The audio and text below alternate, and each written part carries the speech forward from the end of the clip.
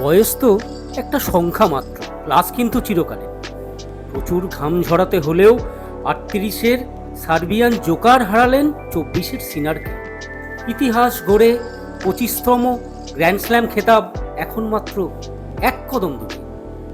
Melbourne নোভাকের বড়ই প্রিয় জায়গা।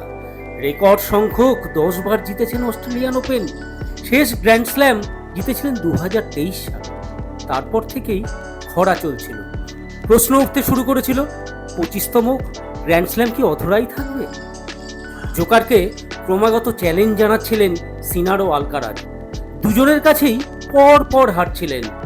ইতালির ইয়ানিক সিনার যখন এবার অস্ট্রেলিয়ান ওপেনের সেমিতে মুখোমুখি হলেন, তখন ফের প্রশ্ন। দর্শকরা ভাবছিলেন, এই বুঝি গল্পটা আবার একই? না, আসুন এই প্রতিবেদনে দেখে নেই জোকোভিচের বীরগাথা।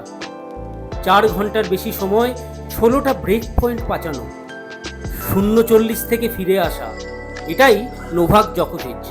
5 ম্যাচে হারের পরও, দুবার পিছিয়ে থেকেও শেষ সেটে দাঁতে দাঁত চেপে লড়াই, আর শেষে সেই পরিচিত হাঁটু গেড়ে উদযাপন।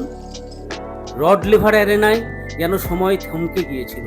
জোকার আবার, জোকোভিচ তুলনায় কম সময় শেষ চারের লড়াই জিতেছেন। অভিজ্ঞতার দিক থেকে জোকার অনেকটাই কিন্তু এগিয়ে হাঁটুর বয়সে সিনারের থেকে। 38তম গ্র্যান্ড স্ল্যাম ফাইনাল খেলতে নামছেন নোভাক। লড়াইটা হবে তরুণ শক্তি বনাম অমর অভিজ্ঞতার। দেখা যাবে গতি বনাম আনেন। এই ম্যাচটা শুধু ট্রফির নয়, এই ম্যাচটা উত্তরাধিকার লেখার। এই ম্যাচটা শুধু একটা ফাইন অভিজ্ঞতা। চাপের ভেতর শান্ত মাথা কার্লোস আলকারাজ জানেন কিভাবে আঘাত করতে হয়, কিন্তু জোকোভিচ জানেন কখন আঘাত সহ্য করতে হয়। মেলবোর্ন জানে তার নিঃশ্বাসের শব্দ, রড লেভার এরিনা জানে তার ফিরে আসার গল্প। এই কোর্টেই তো তিনি বারবার প্রমাণ করেছেন রাজা হাল ছাড়ে না। 25তম গ্র্যান্ড স্ল্যাম কি আসছে? ইতিহাস কি আবার নোভাকের নাম লিখবে? উত্তর পেতে অপেক্ষা আর মাত্র কয়েকটা ঘন্টা। কিন্তু একটা কথা নিশ্চিত, ফাইনাল জিতুন বা না জিতুন, জোকোভিচ ইতিমধ্যেই কিন্তু অমর।